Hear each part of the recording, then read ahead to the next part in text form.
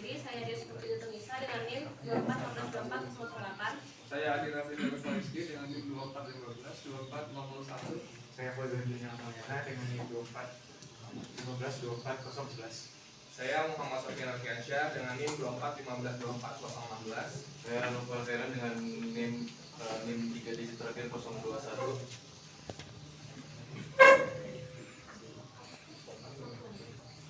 Yang pertama dijelaskan oleh saya itu tentang analisis kebocoran data PDNS tahun 2024. Kebocoran data ini terjadi pada tanggal 20 Juni 2024, di mana pada saat itu Pusat Data Nasional Sementara atau PDNS di Surabaya mengalami serangan ransomware atau virus ransomware dari varian Rapid 3.0. Apa penyebab dari kebocoran data tersebut? Yaitu adalah adanya pelemahan sistem keamanan, kemudian kurangnya penerapan standar keamanan seperti ISO 27001 yang melindungi tentang keamanan informasi, serta ISO 27701 yang melindungi privasi data sehingga tidak bisa secara tindakan itu belum dijalankan secara optimal. Kemudian kurangnya kesiapan dalam menghadapi insiden dan investasi dalam teknologi di Indonesia masih kurang.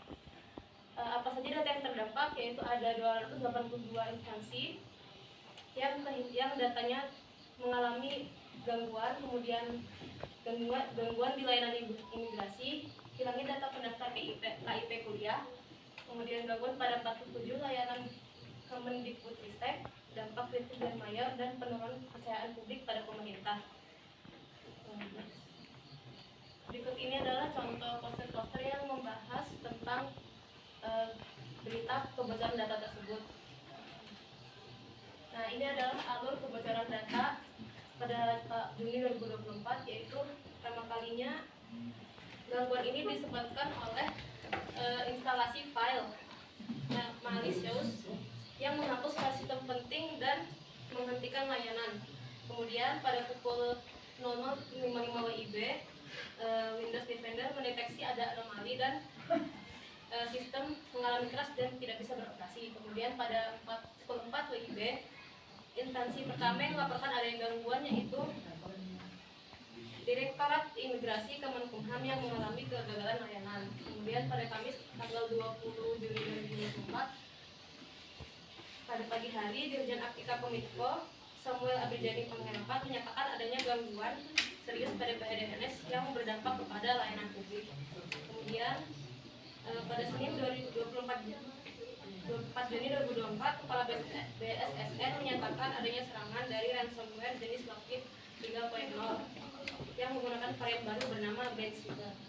Kemudian pada Selasa 25 Juni 2024, pemerintah berhasil memulihkan sebagian layanan pada instalasi penggunaan PDNS. Dari hasil diskusi yang kami sudah kan kami mempunyai beberapa kebijakan alternatif yang dapat digunakan untuk masalah kebocoran data ini. Yang pertama adalah backup data harian otomatis dan terekskripsi. Jadi ini memproses penyelenggaraan data penting yang di backup secara harian, secara otomatis dan terekskripsi agar terjamin kerahasiaan dan keamanan datanya. Kebijakan ini mempunyai kelebihan yaitu pemulihan cepat pasca serangan, data bisa dikembalikan dari cadangan tanpa perlu membayar tebusan. Yang kedua, mengurangi downtime layanan publik. Yang ketiga, enkripsi menjaga kerahasiaan data backup. Serta mempunyai kekurangan yaitu biaya penyimpanan dan infrastruktur cukup mahal. Perlu pengawasan untuk memastikan backup berjalan lancar, serta backup juga dapat diserang jika tidak dipisahkan dengan aman. Selanjutnya adalah kolaborasi antar badan keamanan dan instansi pemerintah, yaitu bekerjasama dengan lembaga seperti BSSN, Kominfo, Polri, TNI untuk mencegah dan menangani serta memulihkan insiden cyber secara terkoordinasi. Mempunyai kelebihan seperti mempercepat deteksi dan penanganan insiden, memperkuat pertahanan nasional dengan berbagi informasi dan sumber daya, mengurangi tumpang tindih kebijakan antar lembaga. Dan mempunyai kekurangan berupa koordinasi lintas lembaga bisa memakan waktu dan birokratis, beresiko konflik, wewenang atau ego sektoral, serta butuh sistem komunikasi dengan prosedur yang terbuat jelas. Selanjutnya ada penguatan infrastruktur keamanan jaringan. Ini mempunyai kelebihan untuk meningkatkan ketahanan terhadap serangan langsung ke pusat data, mencegah penyebaran malware, serta ransomware ke seluruh sistem, serta melindungi data sensitif dengan sistem berlapis. Namun mempunyai kekurangan seperti investasi awal sangat besar, terutama untuk teknologi canggih, perlu pembaruan dan pemeliharaan rutin, dan integrasi sistem yang kompleks di berbagai instansi. Dan terakhir ada pembentukan tim respon insiden cyber nasional atau CSIRT. Tim ini mempunyai kelebihan berupa respon yang cepat dan terarah saat terjadi serangan, lalu koordinasi nasional yang lebih efektif, dan menjadi pusat pelaporan dan edukasi keamanan cyber. Namun mempunyai kekurangan yang berupa memerlukan anggaran dan SDM yang besar, potensi konflik antar tim lokal dan pusat, serta efektivitas sangat bergantung pada kesiapan prosedur. Nah, dari 4 kebijakan tersebut, menurut kami yang paling relevan dan efektif adalah backup data harian otomatis dan terenkripsi. Kenapa? Karena yang pertama, perubahan cepat tanpa membayar tebusan. Dibanding dengan kebijakan 2, yaitu kolaborasi antar lembaga, dan CSIRT, yaitu kebijakan 4, fokus pada respon pasca serangan, tetapi tidak menjamin pemulihan data. Terus kemudian mengurangi downtime layanan publik, yang dimana di kebijakan 4 itu memerlukan waktu untuk mengkoordinasi respon, sementara kolaborasi lembaga di kebijakan 2 bisa terhambat birokrasi. Kemudian di enkripsi mencegah eksploitasi data cadangan. Di sini tuh perbandingannya dengan kebijakan yang lain itu, di penguatan infrastruktur di kebijakan 3 itu tidak menjamin keamanan data jika tidak diproteksi. Terus kemudian yang terakhir adalah biaya lebih efisien daripada kerugian jangka panjang. Nah, di mana di penguatan infrastruktur dan pembentukan tim CSIRT ini itu memerlukan anggaran besar dan teknologi untuk latihan seperti itu. Jadi kesimpulannya, backup data harian terenkripsi ini adalah solusi paling relevan dan efektif karena langsung menangani akar masalah, yaitu pemulihan data, terus kemudian meminimalkan dampak ekonomi dan sosial. Terus kemudian dapat lanjut. Baik, selain kebijakan yang dapat dilakukan oleh pemerintah, tentunya diperlukan juga kebijakan yang dapat meningkatkan pemahaman masyarakat umum, tepatnya tentang bagaimana kita menanggapi adanya kebocoran data. Dimulai dari hal kecil untuk memahami digitalisasi atau produk-produk digital lebih jauh. Oleh karena itu, kami membuat kebijakan di mana kita merekomendasikan beberapa produk, baik itu sebuah poster, video, dan juga artikel untuk dibaca oleh masyarakat umum supaya meningkatkan kualitas pemahaman mereka terhadap produk digital. Di mana poster bertujuan menyampaikan secara visual, secara singkat, dan langsung to the point tentang apa yang harus dipelajari. Berikutnya video tentu menyampaikan secara visual juga, namun lebih informatif dan jauh lebih rinci. Dan berikutnya adalah artikel yang dapat dibaca oleh masyarakat umum tentang produk-produk digital tersebut supaya lebih melek terhadap digitalisasi. Berikutnya, baik, ini ada beberapa rekomendasi produk. Ini hanya rancangan saja. Jadi untuk poster, ada poster dengan slogan "Kenali Ancaman Cyber". Berikutnya ada tips keamanan digital yang akan berisi poin-poin tentang keamanan digital. Berikutnya ada poster yang dengan slogan "Jangan jadi korban phishing", untuk membuat masyarakat lebih waspada terhadap phishing dan hacking.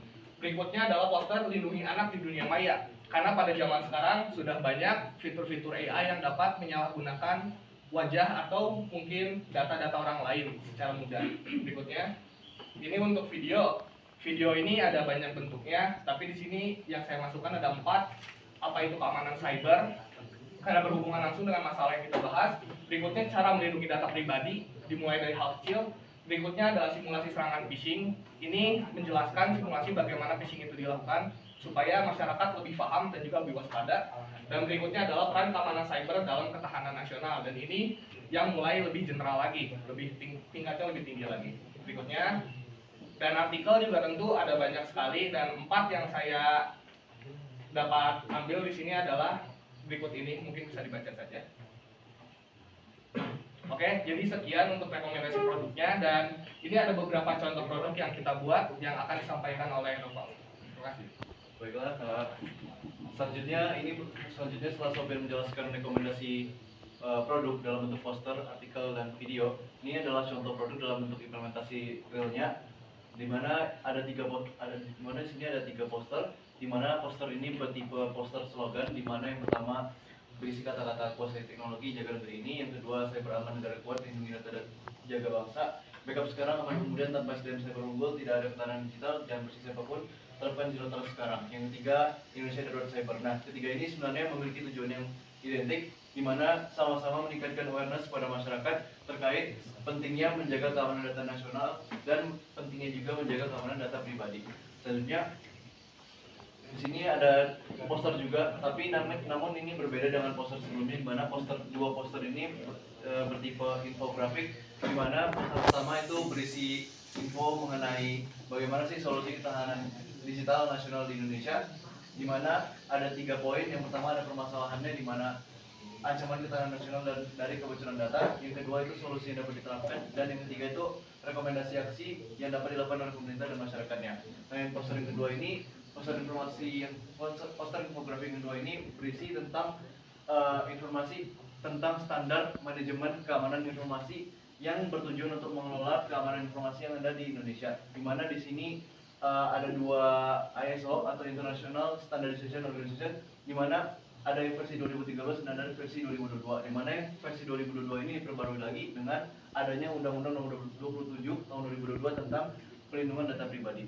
Nextnya, ini adalah contoh produk realnya dalam bentuk video, di mana ada 2 video berita, di mana menjelaskan informasi mengenai kebocoran data atau maraknya kebocoran data yang terjadi di Indonesia. Seperti yang ada di video pertama, ini menjelaskan kronologi bagaimana kenapa Indonesia itu darurat keamanan cyber, dan yang kedua ini sama juga identik dengan video yang pertama tadi, menjelaskan mengenai informasi gimana sih kondisi keamanan data nasional di Indonesia saat ini. Selanjutnya, ini poster contoh produk dalam bentuk artikel yang sudah ditampilkan tadi pada saat dia menjelaskan, di mana artikel-artikel ini bertujuan untuk memberikan informasi kepada pembacanya, baik itu masyarakat maupun pemerintah, mengenai informasi yang disebutkan dalam artikel ini. Di mana yang artikel pertama itu menjelaskan apa sih dampak peretasan pusat data nasional yang terjadi di Indonesia kemarin itu. Nah, yang kedua ini menjelaskan informasi bagaimana apa sih bahayanya bobolnya pusat data nasional. Yang ketiga ini memberikan informasi ini lebih ke arah timeline atau kronologi bagaimana alur di pusat data nasional itu diserang.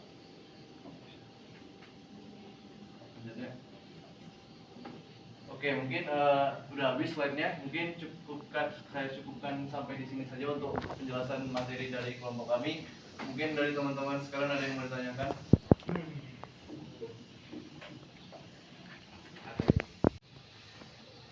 Perkenalkan, nama saya Rofil Hadi dengan NIM 241524028 dari kelompok 5. Izin bertanya kepada kelompok 3.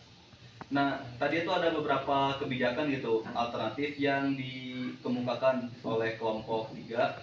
Saya ingin bertanya bahwa mayoritas gitu yang terjadi di lapangan, faktanya bahwa orang-orang yang berada di instansi yang terkait, misalnya kan seperti yang di bidang ini itu dia teknologi, itu harusnya kan optimalnya gitu kita mengisinya tuh dengan orang-orang yang kompeten di bidang teknologi. Akan tetapi data di lapangannya tuh kebalikannya, orang-orang yang ada di instansi terkait teknologi memilih, bahkan ketuanya sendiri itu memiliki background dari bidang hukum, bukan dari teknologi. Nah, itu gimana ya solusinya dari kelompok 3? Oke, sebelumnya izin jawab ya. Tadi kita sempat ngelakuin searching juga, karena setahu kita Komdigi ya namanya sekarang. Komdigi itu udah digantikan ya si ketuanya. Tapi ternyata pas kita udah searching hasilnya sama, ternyata si backgroundnya itu tidak sesuai dengan teknologi yang tepatnya apa dia teknik manufaktur, tapi masih lebih nyambung daripada yang sebelumnya. Tapi apabila menimbang yang mengangkat dia sebagai ketua Komdigi sekarang atau Kominfo waktu itu, siapa tahu gitu, mungkin ada maksud lain. Misal ketika dia jadi ketua gitu, mungkin dia tuh punya kompetensi lain sebagai pemimpin di Kominfo atau Komdigi itu sekarang, dan mengandalkan sih anggota-anggotanya gitu yang di Komdigi tersebut yang mungkin kemampuannya atau kompetensinya itu jauh lebih baik di bidang informasi dan teknologi dan semacamnya gitu ketimbang si ketuanya tersebut. Mungkin ya apabila menimbang hal tersebut. Tapi memang saya sendiri, kami pun pastinya setuju dengan opini dari Mas Hadi gitu, dimana seharusnya ketua yang menjabat tersebut tuh kompetensi dalam bidang teknologinya harusnya paling mapan lah, paling mumpuni daripada yang lain, betul ya. Nah oleh karena itu solusinya mau tidak mau ini tuh pemerintah yang mengangkat orang tersebut sebagai pemimpin gitu, ketua di Komdigi tersebut tuh harusnya tahu gitu melaksanakan meritokrasi dengan baik, kayak memilih siapa orang yang paling cocok, paling baik, paling hebat di negeri ini gitu untuk memegang tanggung jawab di kepemimpinan Komdigi itu sekarang. Tapi pada kenyataannya kan tidak demikian. Oleh karena itu apabila kita menimbang sekali lagi, mungkin ada maksud lain, mungkin ada kompetensi lain dia memimpinnya atau memanage anggota dengan baik dan mengandalkan kemampuan informasi dan teknologi kepada anggota-anggotanya tersebut seperti itu. Jadi kalau ditanya solusinya ya meritokrasi gitu. Mungkin apa boleh nambahin? Ya mungkin tambahin ini aja dia, tambahin sedikit bumbu fakta ya. Di Indonesia nih gimana ya Bella? Problem itu cuma satu dan susah diselesaikannya. Itu tuh namanya politik balas budi. Betul. Dimana kalau kan yang memilih menteri itu presiden kan.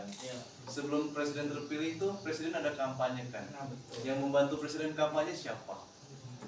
Itulah orang-orang yang sekarang menjadi menteri atau bawahannya si Pak Presiden itu. Jadi sebenarnya rada sulit juga buat diselesain, dimana presiden itu harus ngebalancing, dimana ini buat yang ngebantu saya, ini buat yang sesuai bidangnya. Jadi kayak mau digabung itu ya rada butuh susah gitu, susah gitu bahasanya. Jadi mungkin solusinya kalau untuk saat ini tuh kalau menurut saya ya dipilihlah mana yang bidang-bidang yang penting buat dimeritokrasiin dan mana bidang-bidang yang yaudahlah ini buat lu aja lah gitu, buat lu aja gitu, buat karena ada bantu saya gitu. Jadi mungkin